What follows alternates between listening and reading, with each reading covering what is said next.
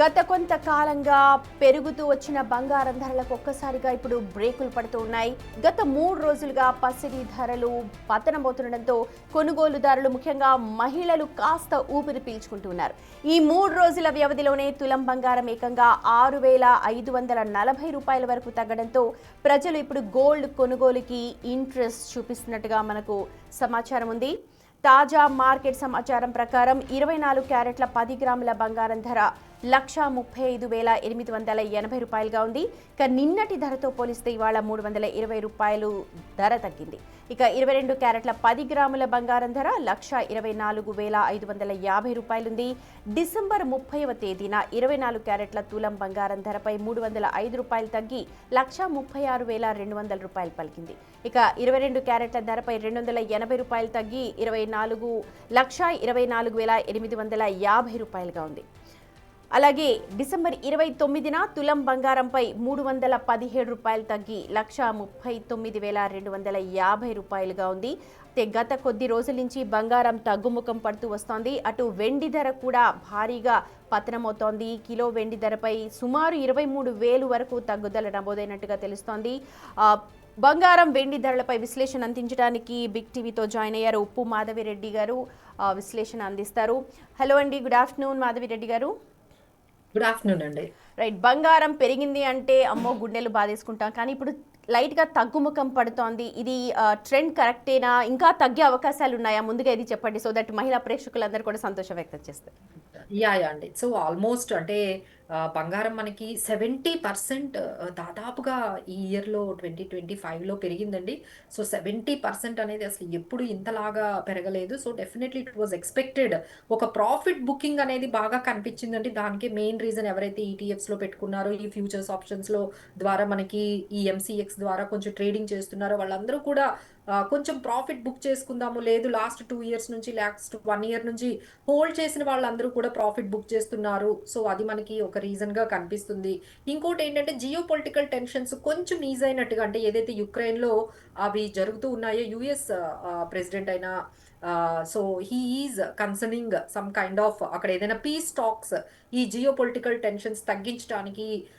So అది మనకి కొంచెం బాగా యూజ్ అయిందండి. దానివల్ల కూడా ఈ ఎప్పుడైతే జియో పొలిటికల్ టెన్షన్స్ తగ్గుతాయో కొంచెం గోల్డ్ అనేది రిస్క్ తగ్గుతుంది. కాబట్టి ఈ సేఫ్టీ హెవెన్ అయిన గోల్డ్ మీద నుంచి కొంచెం ప్రాఫిట్ బుకింగ్ అయితే కనిపిస్తుందండి. ఇంకా అన్నిటికన్నా మెయిన్ రీజన్ ఏంటంటే everyone is moving towards holidays. ఎందుకంటే ఇప్పుడంతా కూడా January 1st వరకు, అంటే ఇప్పుడు ఈ గోల్డ్ అండ్ సిల్వర్ ఇవన్నీ మెయిన్ ట్రేడింగ్ అయ్యేది international market, New York stock exchange ఇలాంటి వాటిల్లో, అది లండన్ స్టాక్ ఎక్స్చేంజ్ లో ఇక్కడ హ్యూజ్ గా ట్రేడ్ అవుతూ ఉంటుందండి. అంటే ప్రైస్ కూడా డిసైడ్ అయ్యేది ఇంటర్నేషనల్ మార్కెట్ లో.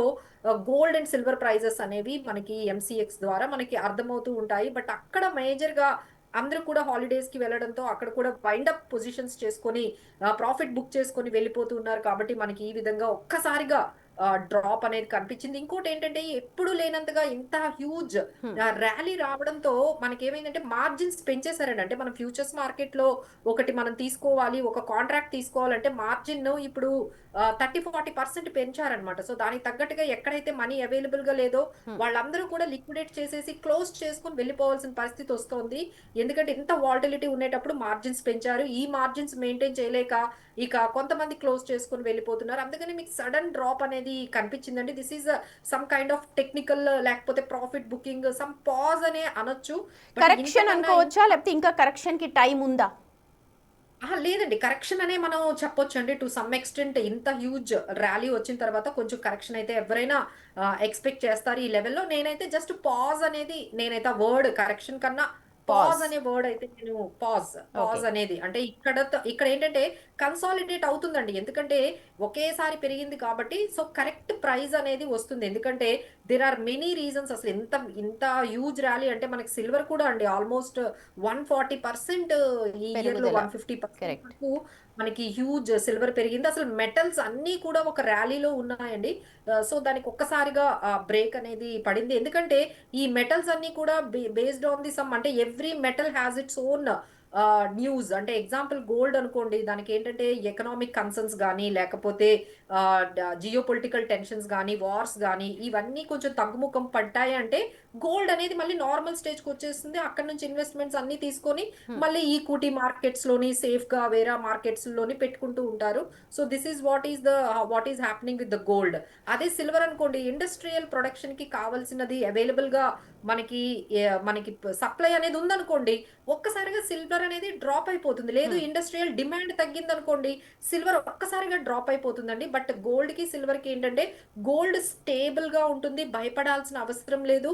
బట్ సిల్వర్ అలా కాదండి. సిల్వర్ మాత్రం two much of volatility, two much of risk ఉంటుంది. ఇంకొకసారి పడిన తర్వాత మళ్ళీ ఆ ప్రైస్ కి ఎప్పుడు వస్తుందో కూడా మనకి తెలియదు. ఎందుకంటే it is all industrial demand backup and availability of supply మీద డిపెండ్ అయి ఉంటుంది. ఒక్కసారి ఆ సప్లై కానీ మార్కెట్లోకి వచ్చేసిందంటే సిల్వర్ దాదాపుగా చాలా వరకు డ్రాప్ అవుతుంది. సో ఇన్వెస్టర్స్ అందరూ ఎవరైతే ఈ సిల్వర్ లో కొంచెం ఈ ఫ్యూచర్స్ లో కానీ లేకపోతే బై చేసి పెట్టుకున్నారో, సిల్వర్ లో వాళ్ళకైతే కొంచెం మేమైతే కాషన్ చెప్పామండి. అండ్ గోల్డ్ వాళ్ళకైతే మాత్రం కొంచెం స్టేబుల్ గా పెరుగుతూ ఉంటుందండి. మేబీ ఇప్పుడు ఈ వీక్ లో మళ్ళీ ఫెడ్ ఇంట్రెస్ట్ రేట్స్ అనేవి ఎలా ఉంటాయి అనేది వాళ్ళు కొంచెం చెప్తున్నారు. సో ఫెడ్ ఇంట్రెస్ట్ రేట్ మళ్ళీ ఒక 25 బీపీఎస్ పాయింట్స్ కానీ తగ్గించినట్టుగా మనకు కానీ కన్ఫర్మేషన్ వస్తే ఫెడ్ నుంచి ఇమ్మీడియట్ గా మళ్ళీ గోల్డ్ పెరుగుతుందండి. ఓకే. సో దానికోసమని ఇప్పుడు గోల్డ్ ఇక్కడ పాజ్ తీసుకుంది. ఆ పర్టికులర్ ఏదైతే న్యూస్ ఉందో ఫెడ్ ఇంట్రెస్ట్ రేట్ తగ్గిస్తుందా తగ్గించదా అనే ఇన్ఫర్మేషన్ మనకి ఈ వీక్ లో కన్ఫర్మేషన్ వస్తుందండి.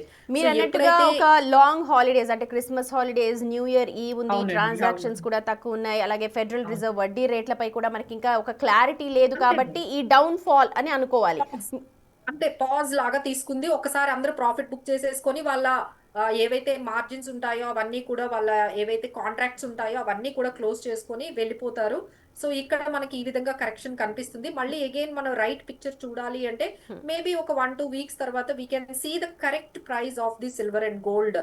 మేబీ విత్ ఇన్ 2 వీక్స్ ఇక్కడ ఒక పాజ్ తీసుకున్నాయి. సిల్వర్ అయితే too much of volatile, but gold కొనుక్కునే వాళ్ళకి, ఆల్రెడీ కొనుక్కున్న వాళ్ళకైతే అంత పెద్ద ప్రాబ్లం ఏమీ లేదండి. సో ఎవరైనా ఇది ఒక అడ్వాంటేజ్ గా తీసుకొని ఎవరైనా గోల్డ్ ని బై చేసుకున్నా పోవాలి అనుకుంటే మాత్రం మేమైతే రికమెండ్ చేస్తామండి. They can go Madhavi for Reddy it. గారు, ఎందుకంటే గోల్డ్ నార్మల్ పబ్లిక్ అంటే జనరల్ పబ్లిక్ కి గోల్డ్ సిల్వర్ ఎంత ప్యాషన్, ముఖ్యంగా మన ఇండియన్స్ కి ఎంత ప్యాషన్ దాన్ని ప్రొసెస్ చేయడం అంటే, చాలా మందికి ఈటీఎఫ్ రూపంలో లేకుండా ఫిజికల్ గోల్డ్, ఫిజికల్ సిల్వర్ మీద ఎక్కువగా చూస్తూ ఉంటారు. సో మీరు చెప్పే ఇన్వెస్ట్మెంట్ పరంగా ఏది బెటర్? ఇంకొంచెం ఆగి ఇన్వెస్ట్ చేయొచ్చా, లేకపోతే ఇప్పుడు ఇన్వెస్ట్మెంట్ చేయొచ్చు? ఎందుకంటే ఇప్పుడు సెక్యూరిటీస్ లో ఇన్వెస్ట్ చేస్తున్న వాళ్ళందరూ కూడా వీటి మీదకు మళ్ళుతున్నారు. చాలా మంది సేఫ్ సెక్యూరిటీ, అవును. సేఫ్ డిపాజిట్ గా ఉంటుంది అని చెప్పి గోల్డ్. అవునండి. ఇప్పుడు పేపర్ అసెట్స్ నుంచి అంతా కూడా షిఫ్ట్ అంతా ఈ మెటల్స్ వైపు, ఫిజికల్ గా ఉండే గోల్డ్, సిల్వర్ ఇటువైపు మెటల్స్ వైపు ఇన్వెస్ట్మెంట్స్ అన్ని కూడా, అంటే బాండ్స్ గానీ కరెన్సీ మీద గానీ నమ్మకం బాగా తగ్గిపోయిందండి. ఎందుకంటే అన్ని కంట్రీస్ లో కూడా ప్రాబ్లమ్స్, బాగా డెట్స్ ఎక్కువ ఉన్నాయి, కరెన్సీ ఫ్లక్చువేషన్స్ ఎక్కువ ఉన్నాయి. సో మానిటరీ పాలసీస్ కన్సర్న్స్ ఉన్నాయి. వీటన్నిటితో వాళ్ళు ఏం చేశారంటే ఇక ఈ పేపర్ అసెట్స్ కన్నా ఇవే బెటర్ అని చెప్పి ఈసారి బాగా, అంటే not only gold, silver, copper, aluminium, lithium, అసలు కరెక్ట్. అన్ని మెటల్స్ కూడా చాలా వరకు ర్యాలీ అనేది మనం చూసామండి. This is kind of transformation, conversion of అండి. సో బట్ నార్మల్ పర్సన్ కి అర్థమయ్యేటట్టుగా ఇప్పుడు ఏం చేయాలి అంటే మేము ఎప్పుడు చెప్తామండి, గోల్డ్ అనేది కూడా ఎప్పుడు మీరు స్టేబుల్ గా మనకి పెరుగుతూ ఉంటుంది. తగ్గింది అంటే మనం కొంచెం కొనుక్కోవాలండి. అంటే ఎగ్జాంపుల్ ఒకేసారి కొనుక్కోకూడదు. గోల్డ్ ని కూడా మనం ఒక్కొక్క ట్రాన్సెస్ లో, ఒక్కొక్క స్టేజెస్ లో, ఒక్కొక్క ప్రైజెస్ లో మీరు అక్యుములేట్ చేసుకోవడం వల్ల మీకు చాలా వరకు స్టేబుల్ గా మంచి అంటే లాంగ్ క్రియేషన్. రన్ లో ప్రాఫిట్స్ ఉంటాయి. అంటే మంత్లీ ఇన్వెస్ట్మెంట్ కావచ్చు, అలా కొంచెం కొంచెం అవునండి, అవునండి. కొనుక్కోవాలి. ఎప్పుడైనా ఇప్పుడు ఇప్పుడు మీరు ఈ సిచ్యువేషన్ చూడండి, ఒక్కసారిగా గోల్డ్ తగ్గింది కదా. సో కొనుక్కునే వాళ్ళు ఎవరైనా ఉంటే ఇప్పుడు కొనుక్కోవచ్చు. మళ్ళీ ఇంకొంచెం పడింది అనుకో, ఇంకొంచెం కొనుక్కోండి. So this is how you need to have the strategy for the gold. మేము ఏం చెప్తామంటే ఎప్పుడు క్రాష్ అయినా గోల్డ్ లో మీరు కావాలి ఆ టైంలో కొంత మళ్ళీ పడిందంటే మళ్ళీ కొంత ఇలా చేయండి. బట్ సిల్వర్ లో మాత్రం అలా చేయకూడదండి. Silver has a different kind of risk. ఒక్కసారి అది అవైలబుల్ గా వచ్చేసింది, ఇండస్ట్రియల్ ప్రొడక్షన్ పెద్దగా లేదు, దానికి కొంచెం డిమాండ్ తగ్గిందంటే మళ్ళీ ప్రైజెస్ అనేవి పైకి రావడం ఉండదు. So need to be very, అంటే ఎవరైనా రిస్క్ టేకింగ్ ఎబిలిటీ బాగా ఉంది అంటేనే మనం సిల్వర్ వైపు వెళ్ళాలండి. వద్దు మేడం మాకు స్టేబుల్ గా ఉండాలి, మాకు పెద్దగా మాకు రిస్క్ వద్దు అనుకునే వాళ్ళందరూ కూడా గోల్డ్ వైపు ఉండండి. మేడం మేము రిస్క్ తీసుకుంటాము మేము అనుకునే వాళ్ళు మాత్రమే ఈ సిల్వర్ ప్రైస్ లో వైపు, ఇతర మెటల్స్ వైపు చూడాలి. ఆ, ఎంట్రీ చేసుకోవచ్చు. మాధవిరెడ్డి గారు, నార్మల్గా ఇప్పుడు ఈ పెరుగుతున్న ట్రెండ్స్తో ఇతర యూట్యూబ్స్ కావచ్చు, లేకపోతే సోషల్ మీడియాలో అసలు ఇంత అయిపోతుంది అంత అయిపోతుంది అని చెప్పి ఉదరగొట్టేస్తున్నారు, ఇప్పుడే కొనుక్కోండి అని చెప్పి ఉదరగొట్టేస్తూ ఉన్నారు. మీ అనుభవంతో ఏం చెప్తారు? సో డెఫినెట్లీ నాట్ అండి. వాళ్ళు చెప్పినట్టుగా మళ్ళీ గోల్డ్ ₹1,00,000 వచ్చేస్తది, 1,20,000 వస్తుందంటే I don't think so. That is not correct అండి. ఎందుకంటే 2026లో కూడా గోల్డ్ అంటే మీరు గమనించారో లేదో లాస్ట్ 2 ఇయర్స్ నుంచండి. అంటే మనకి 23, 24, 25లో కూడా gold is highest performing asset class అయింది. అంటే 30%, 40%, ఈ ఇయర్ అయితే 70% వరకు గోల్డ్ రిటర్న్స్ వచ్చింది. So this is what we are expecting in 2026లో కూడా కొంచెం మంచి రిటర్న్సే గోల్డ్ నుంచి రావచ్చు అనేది.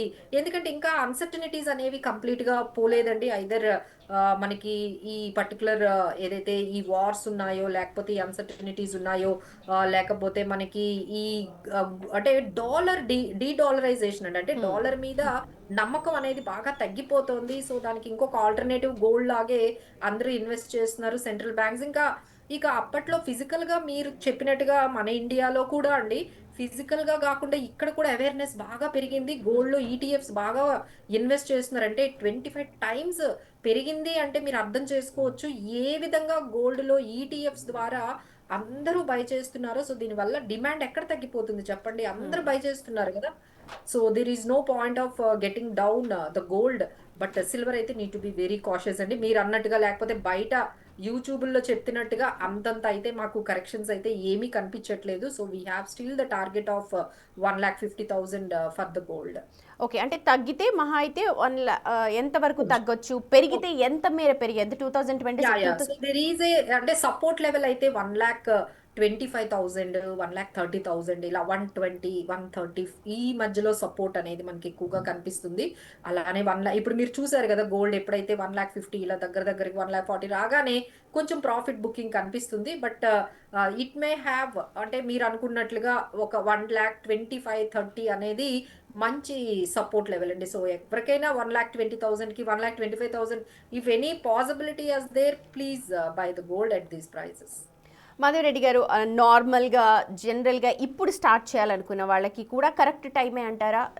ఇన్వెస్ట్మెంట్ పర్పస్గా ఇవన్నీ సరే, సిల్వర్ పక్కన పెట్టేస్తే రిస్క్ ఎక్కువ తీసుకునే వాళ్ళే దాని మీద వెళ్ళాలంటున్నారు. బట్ గోల్డ్ అన్నది బాగా పెరిగిపోతోంది, లేకపోతే ఇప్పుడు బాండ్స్లో కానీ లేకపోతే ఎందులో అయినా పెట్టాలి అనుకున్న వాళ్ళకి is it a correct time to invest?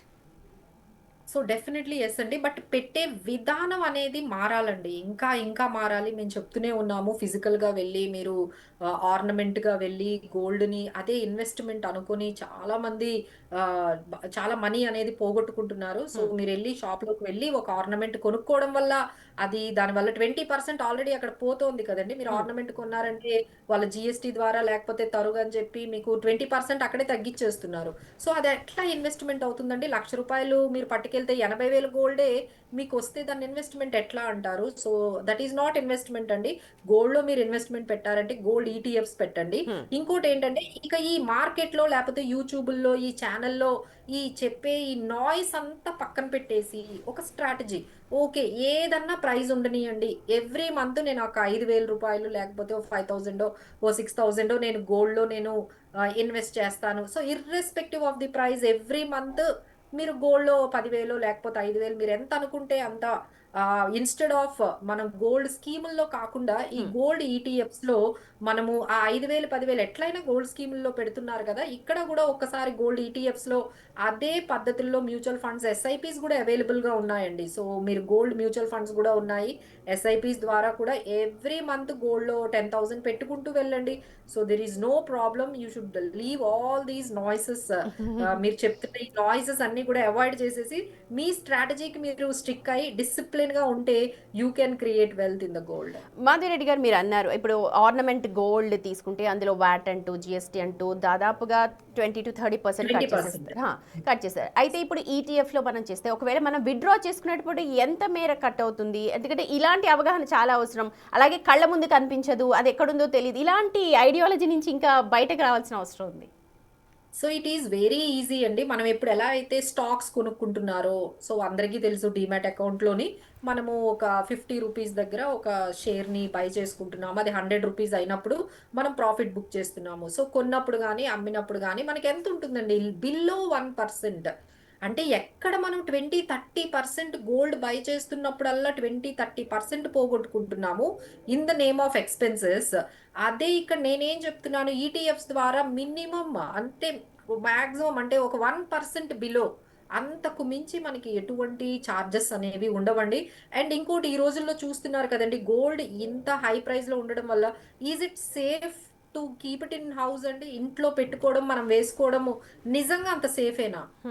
Definitely not. అంత సేఫ్ కాదు కదండి. So correct. బయటకు మీరు వెళ్ళి ట్రావెల్ చేయలేరు, మీరు దాన్ని వేసుకొని ఎక్కడికి వెళ్ళలేరు, ఇంట్లో కూడా మనం పెట్టలేము. సో బ్యాంకుల్లో పెట్టుకోవడము ఇదంతా ఎంత మనకి అక్కడ కూడా రిస్కీ మనం థింగ్స్. వాళ్ళకి దాన్ని బ్యాంక్ లోంచి తెచ్చుకునేటప్పుడు పెట్టుకున్నప్పుడు మీరు ఎంత టెన్షన్ ఫీల్ అవుతారండి.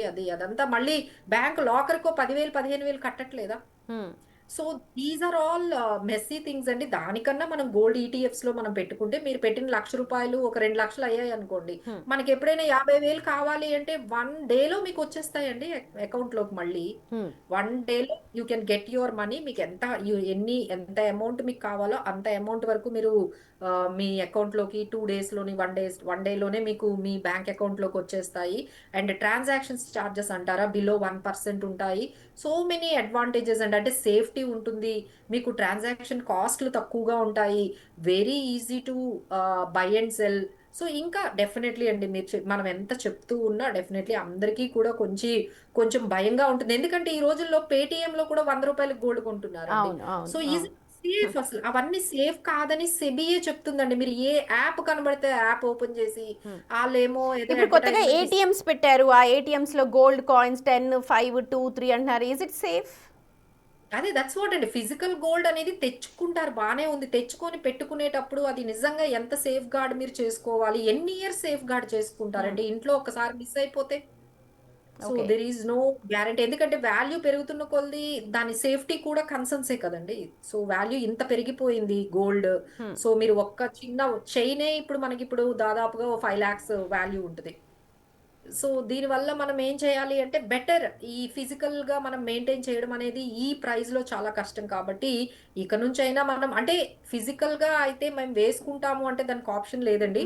ఇన్వెస్ట్మెంట్ గా పెట్టుకునే పర్పస్. వాళ్ళకైతే మా సలహా లేదు, దీన్ని ఇన్వెస్ట్మెంట్ గానే మేము చూస్తున్నాము, గోల్డ్ ను ఒక ఇన్వెస్ట్మెంట్ గా పెట్టాలి అనుకుంటున్నాం అంటే వాళ్ళైతే ఖచ్చితంగా ఖచ్చితంగా ఫిజికల్ ఈటీఎఫ్స్. గోల్డ్ అనేది పెట్టకుండా ఈటీఎఫ్ పెట్టి, ఇక మనం వేసుకోవాలంటే ఇంకా ఆప్షన్ లేదు కదండి. మీరు నేను దానికి ఎంత మాట్లాడుకున్నా సరే పబ్లిక్‌కి కావాల్సింది బంగారం దానికి రేటు తగ్గుతుందా దానికి లేదా? ఆల్టర్‌నేటివ్ తగ్గితే ఎంత తగ్గుతుంది? కొనుక్కోవాలా వద్దా? ఈ విషయాలే. సో ఒక్కసారి అంతే. మీరు అవన్నీ చెప్పేస్తే మనం డెఫినెట్‌లీ. కంక్లూడ్ చేద్దాం.